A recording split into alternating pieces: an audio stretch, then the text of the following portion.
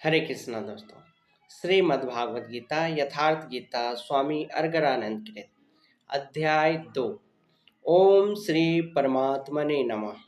अथ द्वितीयो अध्याय।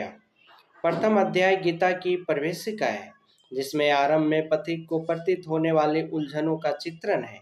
लड़ने वाले संपूर्ण कौरव और पांडव है, किंतु संशय का पात्र अर्जुन है। अनुराग ही अर्जुन है। इष्ट के अनुरूप राग ही पथिक को क्षेत्र क्षेत्रज्ञ के संघर्ष के लिए प्रेरित करता है। अनुराग आरंभिक स्तर है। पूज्य महाराज जी कहते थे, सद्य गृहस्थ आश्रम में रहते हुए ग्लानि होने लगे, अश्रुपात होता हो, कंठ अवरुद्ध होता हो, तो समझना कि यहीं से भजन आरंभ हो गया। अनुराग में यह सब कुछ आ जाता है। उसमें धर्म, नियम, सत्संग, भाव सभी विद्यमान होंगे। अनुराग के प्रथम चरण में पारिवारिक मोह बाधक बनता है।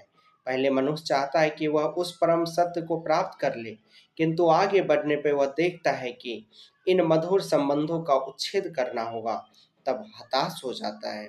वह पहले से जो कुछ धर्म कर्म मानकर करता था, उतने में ही संतोष करने लगता है। अपने मोह की पुष्टि के लिए वह प्रचलित रूढ़ियों का प्रमाण भी प्रस्तुत करता है, जैसा अर्जुन ने किया कि कुल धर्म सनातन है। युद्ध से सनातन धर्म का लोप होगा, कुल क्षय होगा, स्वैराचार फैलेगा। यह अर्जुन का उत्तर नहीं था, बल्कि सदगुरु के सानिध्य से पूर्व अपनाई गई एक कुरीति मात्र थी। इन्हीं कुरीतियों में फंसकर मनुष्य पृथक पृथक धर्म, अनेक संप्रदाय, छोटे बड़े गुट और असंख्य जातियों की रचना कर लेता है। कोई नाक दबाता है तो कोई कान पकड़ता है। किसी के छूने से धर्म नष्ट होता है तो कहीं रोटी पानी से धर्म नष्ट होता है। तो क्या अछूत या छूने वाले का दोष है? कदापि नहीं। दोष हमारे भ्रमदाताओं का है। धर्म के नाम पर हम कुरीति के शिकार हैं, इसलिए दोष हमारा है। महात्मा बुद्ध के समय में केश कंबल एक संप्रदाय था, जिसमें केश को बढ़ाकर कंबल की तरह प्रयोग करने को पूर्णता का मानदंड माना जाता था। कोई गोव्रती गाय की भांति रहने वाला था, तो कोई कुकुर व्रती कुत्ते की तरह खाने पीने रहने वाला था।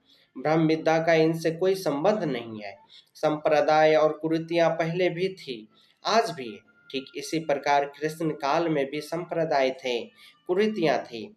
उनमें से एकाध कुरीति का शिकार अर्जुन भी था। उसने 4 तर्क प्रस्तुत किए। प्रथम, ऐसे युद्ध से सनातन धर्म नष्ट हो जाएगा। द्वितीय, वर्ण संकर पैदा होगा। तृतीय, पिंडोदक क्रिया लुप्त होगी। और चतुर्थ, हम लोग कुल क्षय द्वारा महान पाप करने को उद्धत हुए हैं। संजय उवाच, तम तथा कृपयाविष्टम स्रपूर्णाकुले क्षणम विषीदन्तमिदं वाक्यमुवाच मधुसूदनः। संजय ने कहा, प्रथम श्लोक में करुणा से व्यापत अश्रुपूर्ण व्याकुल नेत्रों वाले उस अर्जुन के प्रति मधुसूदन मद का विनाश करने वाले भगवान ने यह वचन कहा। श्री भगवान उवाच। श्लोक द्वितीय। कुतस्तत्वा कस्मलमिदं विस्मे समुपस्थितम् अनार्यजुष्टं मत्स्वर्गमकीर्ति कर्म अर्जुन। अर्जुन, इस विषय में तुझे यह ज्ञान कहाँ से हो गया? विषम स्थल अर्थात जिसकी समता का सृष्टि में कोई स्थल है ही नहीं, पारलौकिक है। लक्ष्य जिसका ऐसे निर्विवाद स्थल पर तुझे ज्ञान कहाँ से हुआ? अज्ञान क्यों? अर्जुन तो सनातन धर्म की रक्षा के लिए कटिबद्ध है। क्या सनातन धर्म की रक्षा के लिए प्राणपण से तत्पर होना अज्ञान है? श्री कृष्ण कहते हैं, हाँ, यह अज्ञान है। न तो संभावित पुरुषों द्वारा इसका आचरण किया गया है, न यह स्वर्ग ही देने वाला है, और न ही यह कीर्ति को ही करने वाला है। सन्मार्ग पर जो दृढ़ता पूर्वक आरूढ़ है, उसे आर्य कहते हैं। गीता आर्य संहिता है। परिवार के लिए मरना मिटना यदि अज्ञान न होता तो महापुरुष उस पर अवश्य चले होते। यदि कुल धर्म ही सत्य होता तो स्वर्ग और कल्याण की निश्चय अवश्य बनती। यह कीर्तिदायक भी नहीं है।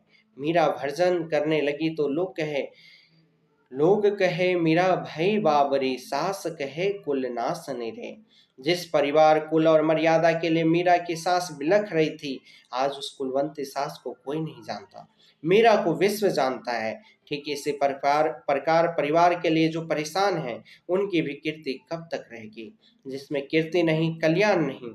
श्रेष्ठ पुरुषों ने भूल कर भी जिसका आचरण नहीं किया तो सिद्ध है कि वह ज्ञान है। अतः